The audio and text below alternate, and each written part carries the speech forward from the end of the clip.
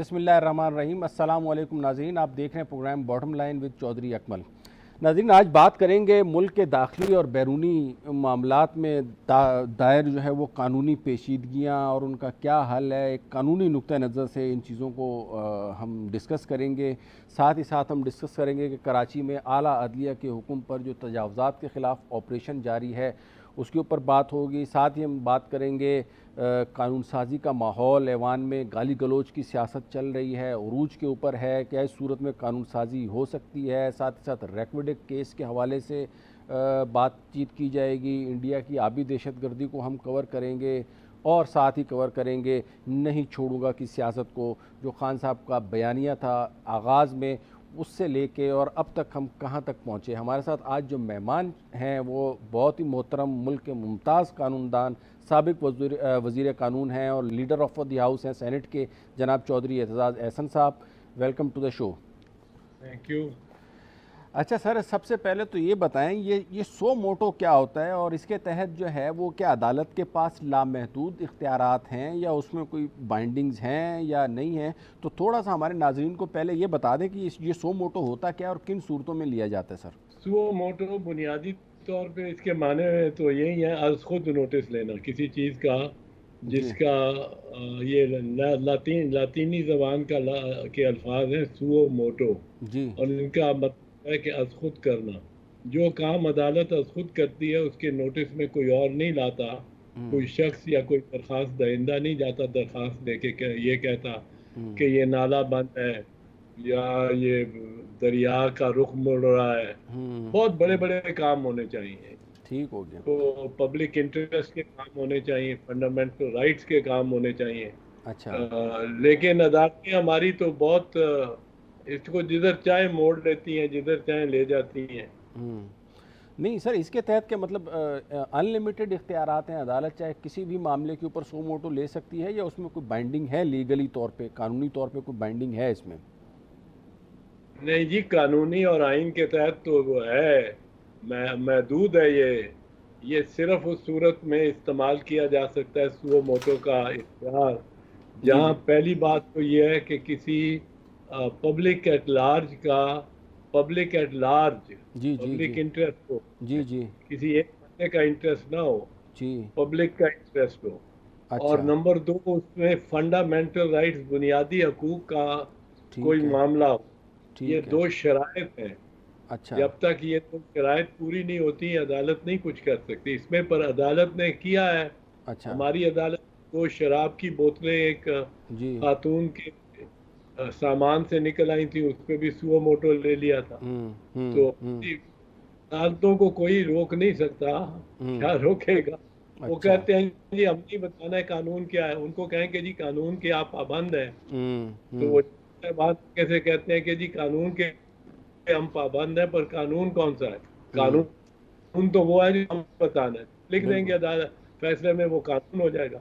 अच्छा सर, आपका मतलब ये निकला कि बुनियादी जो हुकूक की खिलाफ वर्जी हो रही हो और या जहाँ पब्लिक इंटरेस्ट एट लार्ज हो रहा हो वहाँ पे जो है वो अदालत के पास आइनी तौर पे सुमोटो का इख्तियार है, मतलब अनलिमिटेड राइट्स स्टिल या नहीं है। नहीं, जी सर। या नहीं, या नहीं, और ये और नहीं कि अच्छा अच्छा अच्छा अच्छा, या यानी बुनियादी हकूक या पब्लिक इंटरेस्ट, दोनों दोनों यक अच्छा वक्त एक केस में हो। अच्छा। तो सर फिर ये इसका फैसला जो है ना, मतलब ये भी अदालत उज़्मा खुद ही करती है कि ये चीज़ हो रही है या उसको किसी और फोरम पे भी चैलेंज किया जा सकता है, पार्लियामेंट वगैरह में उसको, या प्रेसिडेंट के पास, किसी के पास भी उसको मतलब चैलेंज करने का कोई राइट वगैरह नहीं है सर? पार्लियामेंट में कोई चैलेंज का हक नहीं है। हम तो इतना चाहते थे और मियां नवाज शरीफ नहीं माने। हाँ। जब ये धरना दिया हुआ था अच्छा। इमरान खान ने और ताहिरुल कादरी ने, तो उसके दौरान हम गए थे, खुर्शीद शाह साहब, मैं जिनको हम्म खुर्शीद शाह जिसको बेचारे को बेल ही नहीं मिल रही, जमानत नहीं मिल रही, सारी दुनिया जमानतें करा के जा रही है, पर हाँ। वो लीडर ऑफ द ऑपोजिशन उसको नहीं मिलती। ये हम्म मॉडल टाउन वाले लीडर ऑफ द ऑपोजिशन को फौरन मिलती है। तो ये अदालतों ने बहुत इख्तियार अपने अच्छा। आप में रखा हुआ है सुओ हम्म। मोटो का। ये बिल्कुल अदालतों ने इसकी कोई हदूद और कयूद बुनियादी तौर पे कोई नहीं जो स्ट्रिक्टली स्पेल आउट की हो, ऐसी कोई नहीं की नहीं। हर केस को अपनी नौयत का केस समझ के देखते हैं। अच्छा। और जैसे मैंने कहा कि हम्म। इसके तहत, मोटो के तहत आपने डुअल नेशनैलिटी भी ख़त्म हम्म। कर दी। हम्म। मोटो के तहत कई को डुअल नेशनल रहने भी दिया। हम्म। मैं नाम लेना चाहता, मेरे साथी और दोस्त और बुजुर्ग हम्म। हैं कई। जी। और किसी को बाहर से अकामा लेने पे हम्म। सजा दे दी, किसी को अकामा लेने पे वो छोड़ दिया और कुछ ना कहा। तो ये अदालतें, सुप्रीम कोर्ट में आप पहुंच जाएं तो फिर ज्यादातर जो ऐसे केसेस में स्वाबदीदी काम ही होता है। हम्म। नहीं, मसलन चौधरी साहब ये भी देखा गया है ना कि कई जगहों पे जो है ना वो अगर जज का फैसला करना हो तो मतलब 10 या 12 जजेस वगैरह का बेंच होता है, या जहाँ पूरी पब्लिक इंटरेस्ट का हो वहाँ पे कम का बेंच होता है। तो इस बारे में आप क्या कहेंगे?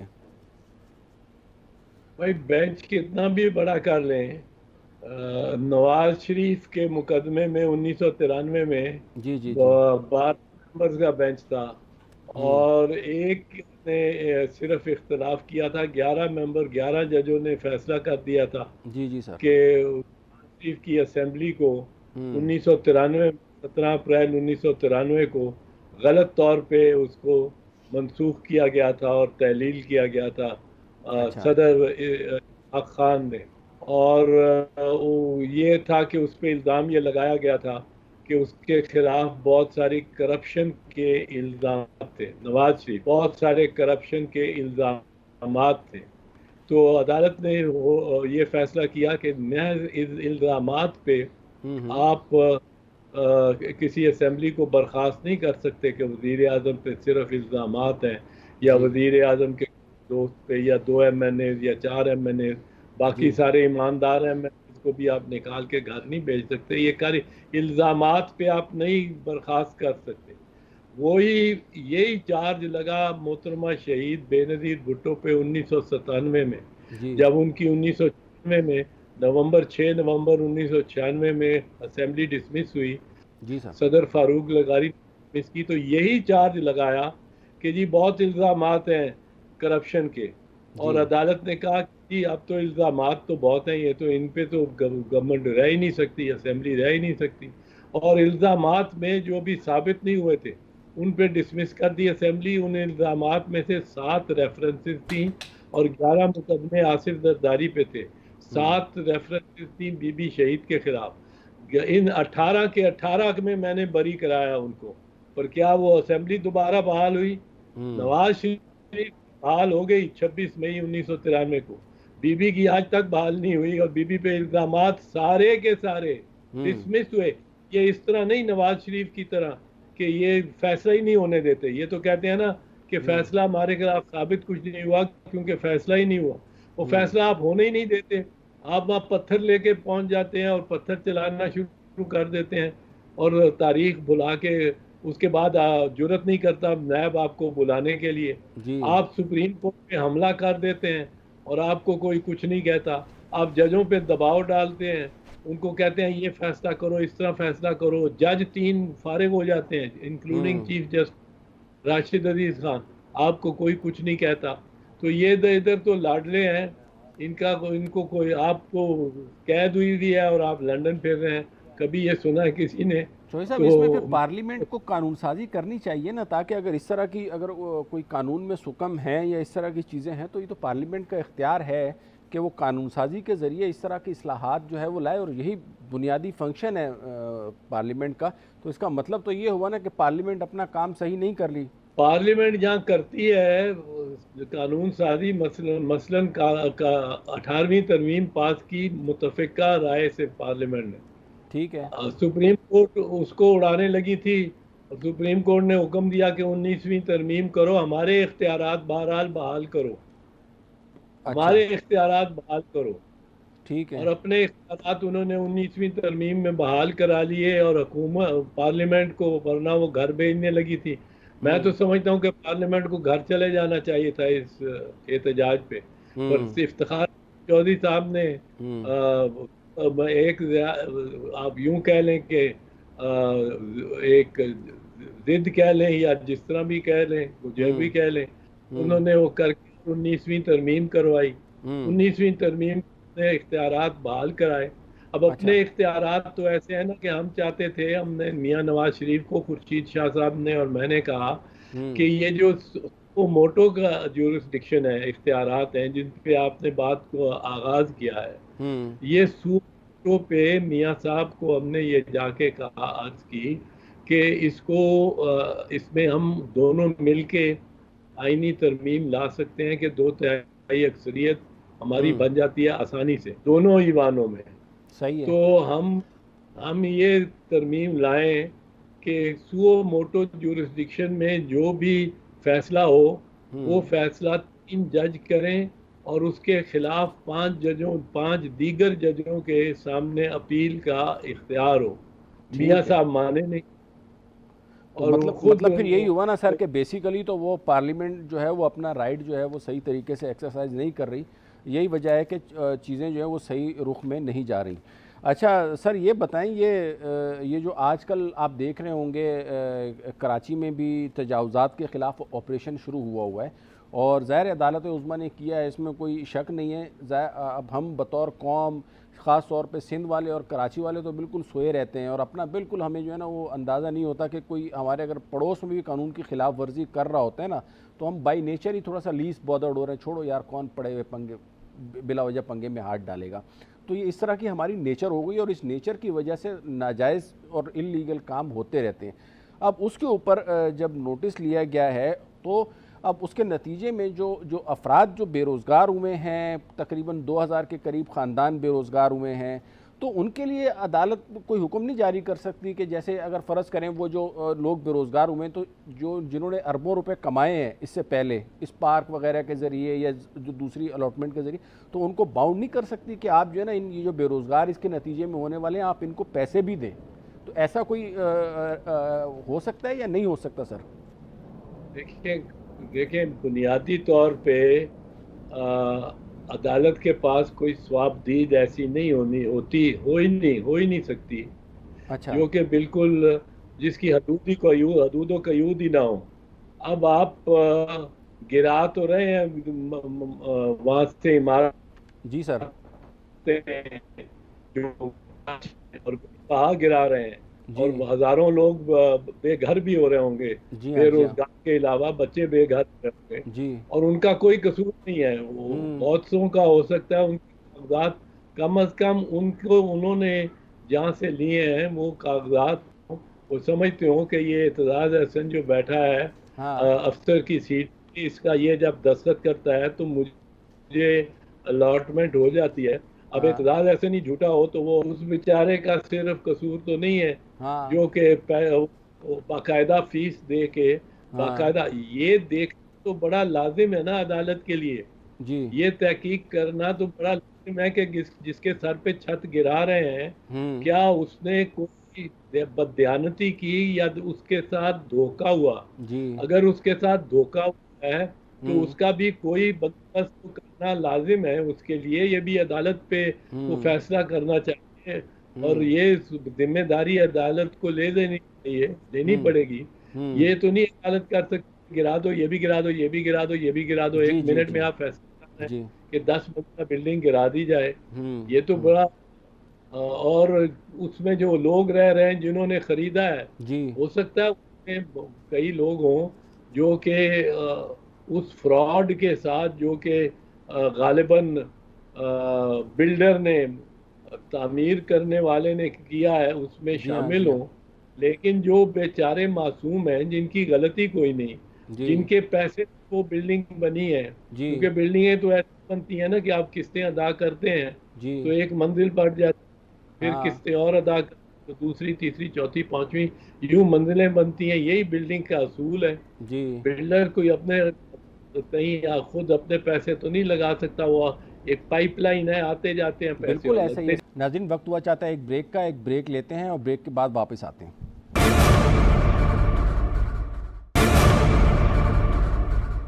वेलकम बैक नाजरीन।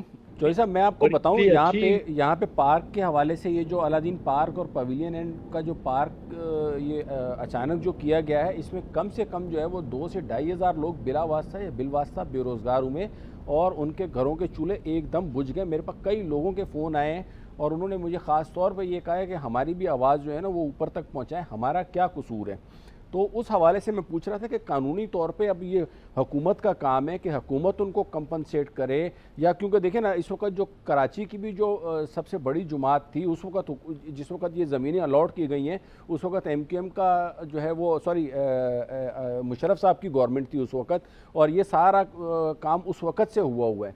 तो अब इन दी एंड 25 साल के बाद जो है वो एकदम वो चीज़ जब गिराई जा रही है, तो उन लोगों के तो मतलब समझिए आप कोई 10 से 12,000 लोगों के घरों का चूल्हा बुझ चुका है, ख़ानदान मतलब आप समझिए सड़क पे आ गए। तो उनके लिए फिर कौन इसके लिए, मतलब आप इस बारे में आपका क्या ख्याल है, मतलब कौन करेगा इसको? मतलब बिल्डर्स ने ना इतने पैसे कमाए हैं कि 2-2, 3-3 लाख रुपए जो है वो एक एडवांस ले लिया। इसी तरह जो ये जो क्लब है उसमें इन लोगों ने जो है ना वो फ़ीस रखी हुई थी 2-4 लाख रुपए, तो महाना ये लोग करोड़ों में कमाते थे सर। तो अभी उसमें से अगर कंपनसेशन दे देंगे उनको एम्प्लॉइज़ को, तो आपके ख्याल में ये मतलब अदालत को या हुकूमत को इस तरह का कोई एक्शन लेना चाहिए ना कि ये बेचारे कंपनसेट हों? नहीं, बिल्कुल लेना चाहिए। मैं तो यही कह रहा हूँ, मैं तो ये कह रहा हूँ कि उनको सुने बगैर, उनकी सुनवाई के बगैर, उनको मौका दिए बगैर भी तो बात नहीं कर सकती अदालत। सिर्फ एक तरफ से कहे कि ये नक्शे के खिलाफ है या नक्शा नहीं बना हुआ और गिरा दो, और में आदमी जो बैठा हुआ है उसने 25 लाख उसका दिया हुआ है अपनी जोड़ जोड़ के, और किस्तें जोड़ जोड़ के, या 10 लाख दिया हुआ है अपनी अपार्टमेंट का, तो वो उसको पूछा जाए और उसके सर पे गिरा दी जाए, ये भी मुमकिन नहीं है। रियासत की जिम्मेदारियां हैं, आर्टिकल 4 के तहत भी और आर्टिकल 38 के तहत भी। आर्टिकल 38 के तहत ऐसी जिम्मेदारियां हैं जो कि प्रिंसिपल्स ऑफ पॉलिसी हैं, जो कि रियासत पर पाबंद है। रियासत उनकी पर रियासत से कोई पाबंदी करवा नहीं सकता। ये प्रिंसिपल्स ऑफ पॉलिसी एक फंडामेंटल राइट्स हैं जो जो जिनकी रियासत पाबंद भी है, और रियासत को अदालत पाबंद भी करवा सकती है। अच्छा। लेकिन एक प्रिंसिपल पॉलिसी की किस्म है जो जिसकी रियासत पाबंद है, और कोई उस अफसर को या किसी अथॉरिटी को ऑर्डर नहीं दे सकता कि तुम यूं करो। वो नॉन एनफोर्सेबल है, पर प्रिंसिपल्स ऑफ पॉलिसी हैं, और हैं वो अदालत है पाबंद। ये एक आप समझ लें दो तरफा सा तमाशा है, पर है इसी तरह। ठीक है। आर्टिकल 38 में लिखा है कि घर भी देंगे अदालत, ये रियासत देगी, और अगर अदालत ने करना ही है तो गिराने की बजाय उनको अदालत को, रियासत को हुक्म दे कि भाई आप ये नक्शा मत चले, हमारे पास ले आए, तो 2 मरले का नक्शा हो जाए, 3 मरले का नक्शा हो जाए, 2 कमरे का मकान हो जाए, पर आप हमारे पास लाएं और फिर ये सारी आबादी दुनिया पाकिस्तान की को इसको मुहैया करें। ये तो कोई बात बनती है कानून और आइन की। अगर रियासत अपने, और रियासत का मतलब है कि रियासत से जो ये काम मजबूर कर सकता है रियासत को ये करने पे, वो अदालत है। तो अदालत पे भी यही लाजिम है कि इस किस्म की बात करें। अगर सोच सकते हैं तो इस किस्म की कोई स्कीम सोचें कि किस तरह गरीब को घर मिल सकता है, छत मिले, यहाँ तो घर गिराए रोजगार जो है वो दोबारा से इनका बहाल किया जाए। अच्छा चौधरी साहब, एक छोटा सा सवाल मेरे जहन में और था कि कई जगहों पे देखा गया, जैसे जो माजी में भी एक जगह ऐसा हुआ है कि 450 अरब रुपए जो है ना वो दे के कई जगह को जो है वो कानूनी करार दे दिया गया, या उनको जो है ना वो जायज़ करार दे दिया गया, और कहीं पे जो है वो 2 दिन के नोटिस के ऊपर जो है वो जगह को गिराने का नोटिस दे दिया गया। तो ये दोनों फैसले सर आपको एक दूसरे से कॉन्ट्राडिक्ट नहीं लगते? इस बारे में आपकी क्या राय है सर? बिल्कुल मुतजाद है। मैं आपको बता रहा हूँ, यहाँ तक आपको बताया कि एक मुकदमे में नवाज शरीफ की असेंबली बहाल हो जाती है, यही सुप्रीम असेंबली बहाल नहीं की जाती। इसके तो सैकड़ों मुकदमा था। एक केस में अमा पे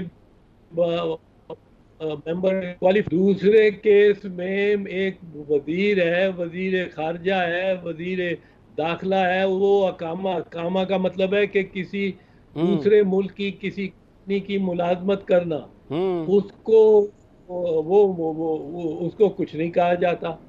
वो हाँ। बदस्तूर ठीक है। क्वालिफाइड है और है। तो हम्म। ये तो चीजें इतनी, इस पे तो गिननी शुरू करें तो इतनी ज्यादा है जो हम्म। मुतजाद फैसले हो रहे हैं, और इससे जरा दुख होता है हम्म। कि ये क्यों इतना बढ़ क्यों गया है ये। थोड़ा सा अब इस मौजू से हट के आते हैं सर। ये इलेक्ट्रॉनिक वोटिंग मशीन के लिए जो है ये कानून साजी कर रही है आप पार्लियामेंट।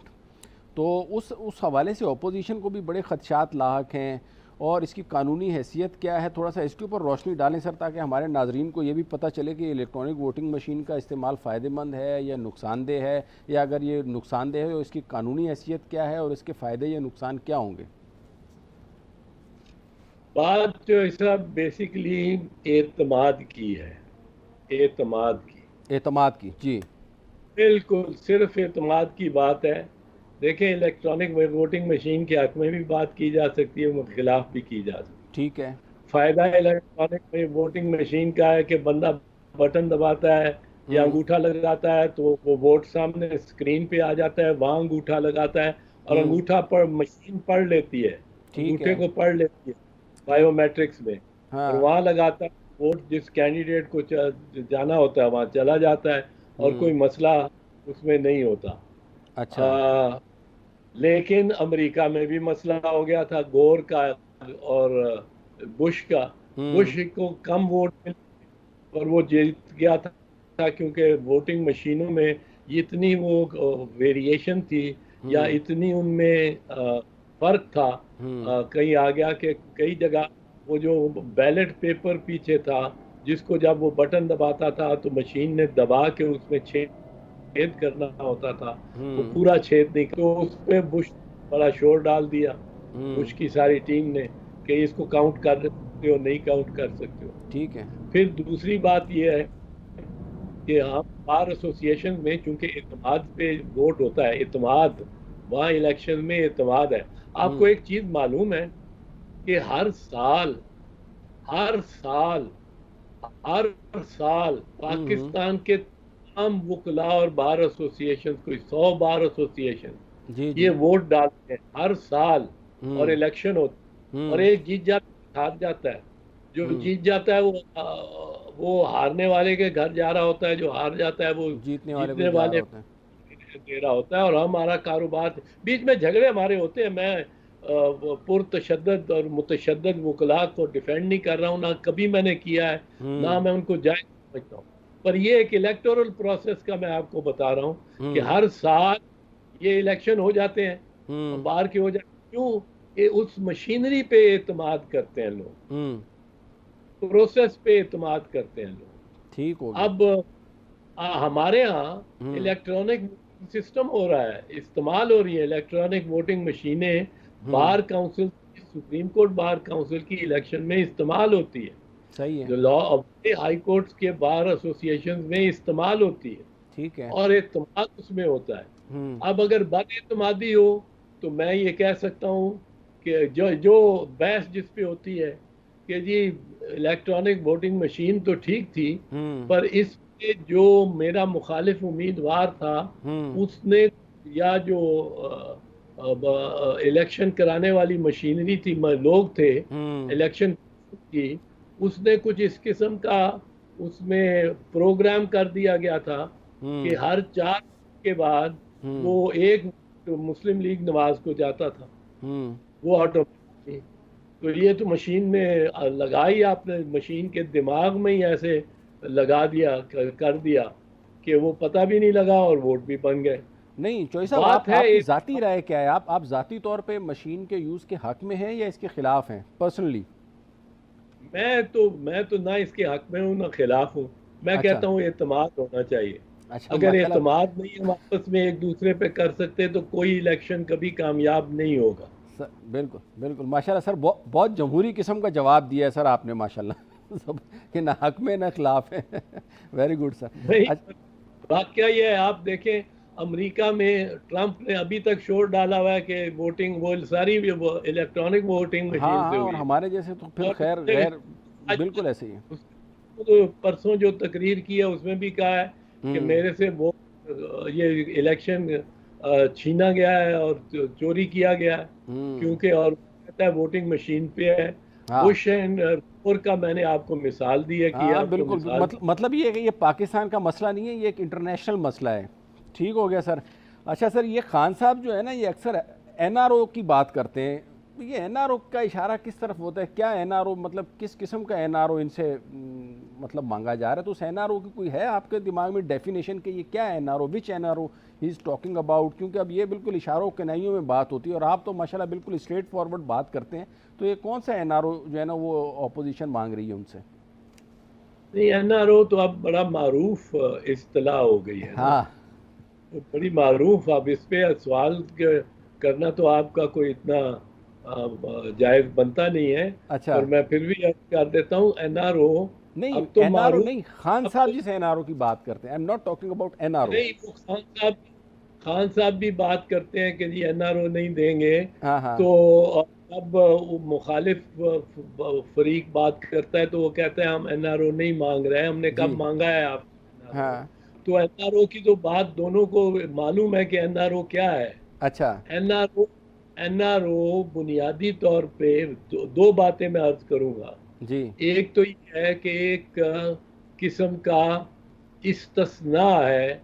आपने कोई जुर्म किया हुआ है, कोई हम्म फाइनेंशियल क्राइम किया हुआ है, हम्म कोई आपने बदयांती की हुई है, हम्म। तो उससे इस्तिस्ना का कानून आप समझें, जो कि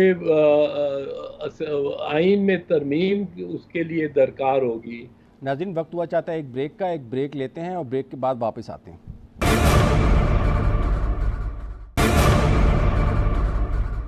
वेलकम बैक नाजरीन। सर, ये पीडीएम का जो इतिहाद था, ये आपको नहीं लगता है गैर फितरी इतिहाद था? और इसका फ्यूचर भी अब जो है वो कोई बहुत ज़्यादा ताबनाक नज़र नहीं आ रहा और बहुत ज़्यादा ये खान साहब की गवर्नमेंट को टफ टाइम नहीं दे सका। नहीं, मैं तो पहले दिन से कह रहा था। मेरे जी। तो आप बयानात देखें तो पहले दिन से मैं तो हम्म। समझता था पीडीएम एक अच्छा। मतलब है अच्छा। गैर फिक्री सा इत्तेहाद है, हम्म जिसमें ऐसे लोग भी हैं जो आप जो के मतलब कोई किसी के कंट्रोल, किसी के साथ बामी हमी तौर किसी से मशवरा करने का हम्म पाबंद नहीं है। हम्म जिसका दिल में जो दिल में आती है, जिसको वो कहती है, वो गुजरांवाला में की तकरीर मियाँ साहब लंदन से करते हैं। वो हम्म एक किस्म की तकरीर। शहबाज शरीफ साहब यहाँ तकारीर जो करते हैं, वो तो हम्म कहते हैं मैं पाँव पकड़ने को तैयार हूँ। हर किस्म के पाँव पकड़ने, भाई कहाँ पाँव कौन आपको कह रहा है पकड़ने के लिए? और अगर पाँव किसी के आपने पकड़ने हैं तो किसकी?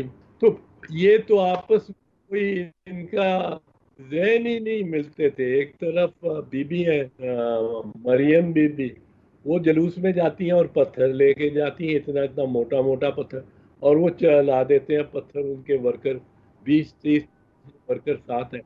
हमारे यहाँ मैं ये समझता हूँ कि अगर आप पत्थर लेके जाने अपने से पे भी की रिवायत पैदा कर देंगे तो आपके जलसे में भी कोई वर्कर नहीं आएगा। अपना वर्कर वो पत्थर खाने के लिए, सर फड़वाने के लिए तो नहीं हो जाता। बैरून मुल्क से जो ये लूटी गई आवाज आ रकम रही है, है। इसको वापस आने का कोई कोई कानूनी रास्ता है? और अगर है तो आपके ख्याल में उसमें कितना टाइम लग सकता है चॉइस? देखिए, एक अंदाजे के मुताबिक बरतानिया में कोई 6 या 7 हजार अरबपति, पाउंड में अरबपति लोग हैं जो कि मुख्तलिफ मुल्कों में, खासकर रूसी और हिंदुस्तानी, ये हम्म वहाँ पनाह हम्म लिए हुए और इनके वारंट जारी हुए ये अदालतों से। हम इंडियन हजारों में ही है। हम्म और वो हम तानिया क्यों भेजेगा? वो तानिया तो कहता है आओ अपना पैसे आओ हम्म और मेरी पनाह में आ जाओ। हम्म ये सारे मुल्क बहुत सारे पनाह देते हैं, बहुत सारे पैसे पे पनाह देते हैं, हाँ। तो ये वापस लाना तो कोई आसान नहीं है किसी। आजकल ये जो दोनों ऐवानों में, ये सेनेट हो गया या कौमी असम्बली हो गया, उसमें आप देखें बड़ा एक माहौल अजीब किस्म का हुआ है, गाली गलौज चल रही है और कानून साजी में भी बड़ी एक दूसरे की बात सुनी भी नहीं जा रही, ना कोई कानून साजी होने दे रहे हैं, एक दूसरे को गालियाँ दी जा रही हैं। और फर्दर ये कि उसमें ये भी कहा जा रहा है कि ये जी ये पंजाबियों का कल्चर है।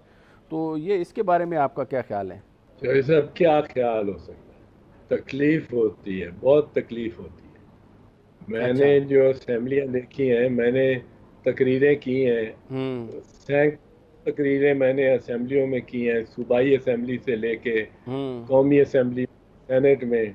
तल्ख बातें भी की हैं, तल्ख तरीन बातें भी की हैं, नहीं, लेकिन माशाल्लाह सर, लेकिन आप तो सर वो फवाद चौधरी साहब के साथ भी माशाल्लाह एक आपका बड़ा ज़बरदस्त तरीके से आपने क्लास ली थी, वो भी बिल्कुल जमहूरी और पार्लिमानी अल्फाज में। लेकिन आजकल तो खुली खुली पार्लियामेंट गालियाँ चल रही हैं ना सर, तो इसके ऊपर क्या स्पीकर को नहीं कोई एक्शन लेना चाहिए? अगर लेना चाहिए, बैठे हैं आप, कानून साजी कराएँ, बजट के ऊपर तकरीर हो रही है, बजट पास करवाएँ, ये किन कामों में पड़ गए? वो जिन 6 या 7 आदमियों को, जी। मेंबरों को वो स्पीकर ने निकाला था, जी। ये अभी कल परसों, जिन्होंने जिनके वीडियोस थे या गालियां देने वाले जी। या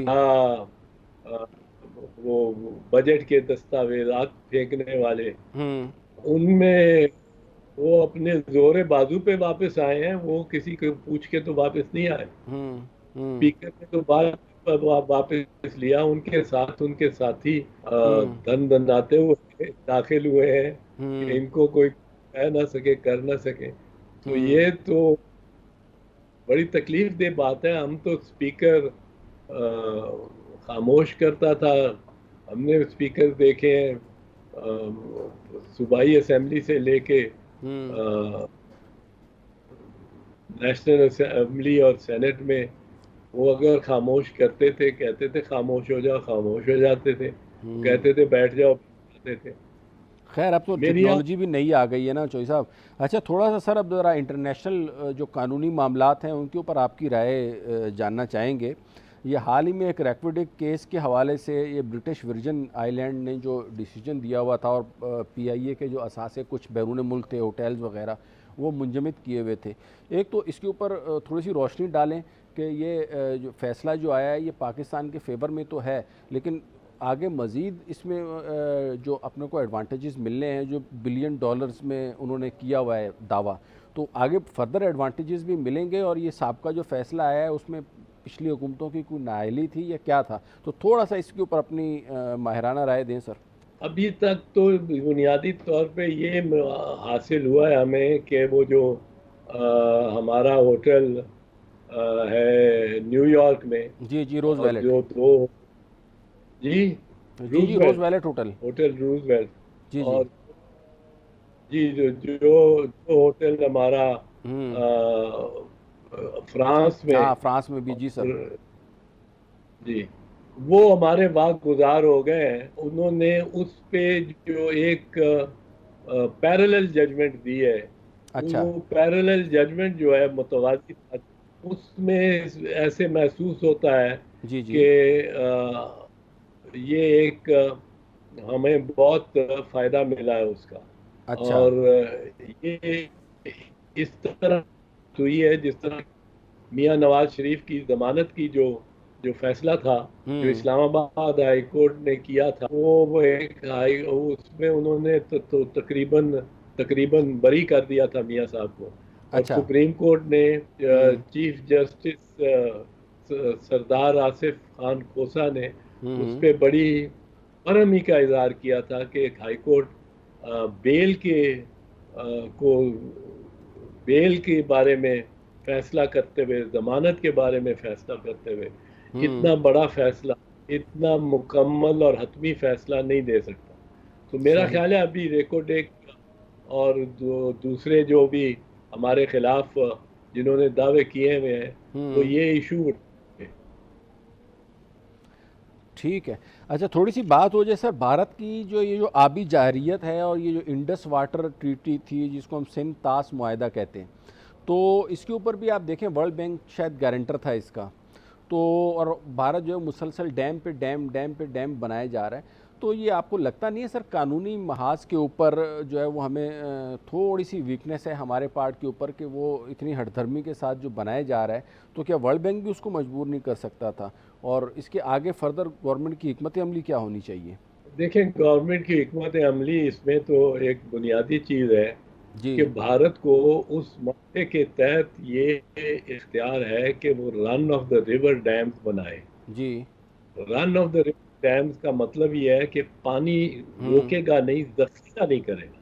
हम्म। पानी जखीरा करेगा। हम्म। दरिया बह रहा है, हम्म। उसके आगे एक वो थोड़ा मिसाल के तौर पे, अब ये तो बहुत बड़ा समुंदर है, हम्म। पर उसके आगे आप समझे एक हम्म। रुकावट खड़ी करके हम्म। पानी को रेज के उसको एक दूसरी तरफ गिरा के साइड पे, और फिर वो चला जाए दरिया के अंदर, हम्म। गिरा के हम्म। उस सेलियंट से बिजली लेता रहे। हम्म। लेकिन run of the river dams, जो कि रिवर कीप्स रनिंग, हम्म। मतलब है कोई झील नहीं बना सकता, कोई हम्म। जखीरा नहीं बना। हम्म। जखीरा ने अगर बनाने की कोशिश की है तो बगलियार में की है, हम्म। जिसमें वर्ल्ड बैंक ने हम्म। जखीरे को नाकाम करने के लिए वो हम्म। भारत को, और हम्म। ये पाकिस्तान की एक कामयाबी थी हम्म। उस डैम के, भारत को मजबूर किया कि हम्म। वो गेट्स को शिफ्ट करके नीचे ले आए गेट्स, ताकि वो हम्म। नीचे से ही पानी निकले। तो वो अगर ऊपर रहेगा गेट तो ऊपर का पानी कुछ ना कुछ तो जखीरा हो जाएगा ना। ठीक है। तो ये बहुत तादाद में, बहुत बड़ी मिकदार में पानी की हम बात कर रहे हैं। हम्म। तो वो उसमें पाकिस्तान को एक जुजवी से ज्यादा हम्म। कामयाबी मिली थी। हम्म। पर भारत अगर run of the river dams बनाता है तो हम्म। उस पे कुछ जरा नरमी है। ठीक है। बाकी भारत में तो तबाही आ गई है। भारत एक ये पानी है, हम्म। शुक्र है कि ये मायदा कुछ रुकावटें पैदा करता है, वरना हम्म। वो मोदी तो इस किस्म का हम्म। शख्स है, और इतना हम्म। कीना पर आदमी है, हम्म। और इतना हिंदुत्व का वो परस्तार है हम्म। कि उसने सिर्फ इसलिए कि ये पानी मुसलमानों को जा रहा है, उसने तो कोई ना कोई तबाही बम भी चला देना था या कुछ। हम्म। वो तो अब जिस तरह उसने 90 लाख आबादी को एक ओपन एयर जेल बनाया हुआ है, एक एग्जैक्टली। एक गजा की पट्टी हम्म। इसराइल के करीब है, और एक गजा की पट्टी पाकिस्तान और हिंदुस्तान के दरमियान में कश्मीर है, और जो मकबूजा कश्मीर है। मकबूजा कश्मीर भी एक गजा की बिल्कुल। पट्टी बना हुआ है। बिल्कुल। और उसमें आप बम जितना मारे, जिसको मारे, और वो हम्म। जेल ही बना दी, उसको कर्फ्यू लगा के एक पूरी जेल बना दी है, 90 लाख आबादी का जेल खाना हम्म। हम्म। उसने बनाया है। वो मोदी तो बहुत नुकसान बड़े शरीर का। उससे कुछ ये वो हुई है, बिल्कुल। तंबीह उसको जरा ये हुई है, खुद ही हुई है हम्म। कि वो ने जो कोविड के और हम्म। ये कोरोना के मामले में जो हम्म। जो उससे गलत पॉलिसियां हुई हैं। करंट जो कानूनी महाज के ऊपर और जो खारजा पॉलिसी है हमारी, वो किस हद तक आप देख रहे हैं कि हम सही सिमत की तरफ बढ़ रहे हैं, ताकि ये कश्मीर से रिलेटेड जो मसाइल हैं वो हों, या भारत की आबी जारियत के हवाले से जो मसाइल हों, उसकी तरफ ये मौजूदा हुकूमत की खारजा पॉलिसी और जो कानूनी पॉलिसी है उससे आप मुतमईन हैं, या इसमें मज़ीद बेहतरी करनी चाहिए गवर्नमेंट को? नहीं, गवर्नमेंट से पहले तो बहुत ताखीर हुई है, पहले गवर्नमेंटों से। जी। ये गवर्नमेंट जरदारी साहब के वक्त से इसका एहसास हुआ है कि कितनी देर कर दी। हमने देर कर दी बगलियार में, हमने देर कर दी नीलम झेलम में। अभी बिल्कुल। उसका तनाज़ा खुदा ना खास्ता उठेगा हम्म। तो कुछ हमें ज़्यादा, जो जिन डेट्स, जो तारीखें हमें उस मायदे के तहत मिली थी कि जेलम पे अगर हम डैम बनाना चाहते हैं तो किस तारीख से पहले हम अपना इरादा जाहिर करें और फिर शुरू करें उसकी तामीर। हम्म। लेकिन नीलम जेलम को तो कुछ करप्शन ने ख़राब किया, और कुछ ऐसे लोग थे जो कि उसको चलाने की बजाय बजाय चाहते थे कि कुछ उनको मिल जाए, कुछ हासिल हो जाए। और बगलियार पे तो हम सोए रहे, वो तो ठीक बड़ी है। देर ठीक। बाद हमारी मतलब जो थोड़ी कमीशन सी आपके कहने का मकसद ये है कि हमने थोड़ी सी देर कर दी है, लेकिन वक्त अभी भी हाथ से निकला नहीं है। अभी भी अगर सही रास्ते की तरफ चला जाए तो मंजिल जो है वो दूर नहीं है बल्कि नज़दीक है। चौधरी साहब, बहुत बहुत शुक्रिया आपके प्रोग्राम में आने का। इंशाल्लाह आपसे आइंदा भी मुलाकात रहेगी। नाज़रीन, आज की आपने गुफ्तगू सुनी चौधरी एतजाज़ एहसन साहब से, और उसके ऊपर हमने मुख्तलिफ़ मामलात के ऊपर डिस्कस की, और जिसका जो अगर मैं थोड़ा सा मुख्तसरन ख़ुलासा करूँ तो वो ये है कि कराची की आवाम के साथ जो ज़्यादती हो रही है, ख़ास तौर पे रिगार्डिंग ये जो इंक्रोचमेंट्स वग़ैरह हैं, और दूसरी जो मुतासरीन हैं उनको उनकी मदद के लिए जो है वो रियासत की ज़िम्मेदारी बनती है कि रियासत इसके ऊपर सामने आए और रियासत जो है वो लोगों की मदद करे। साथ ही साथ भारत की आबी जारियत के हवाले से भी हमने गुफ्तगू की। उम्मीद है आपको प्रोग्राम पसंद आया होगा। इंशाअल्लाह आइंदा दोबारा मुलाकात होगी। अल्लाह हाफ़िज़।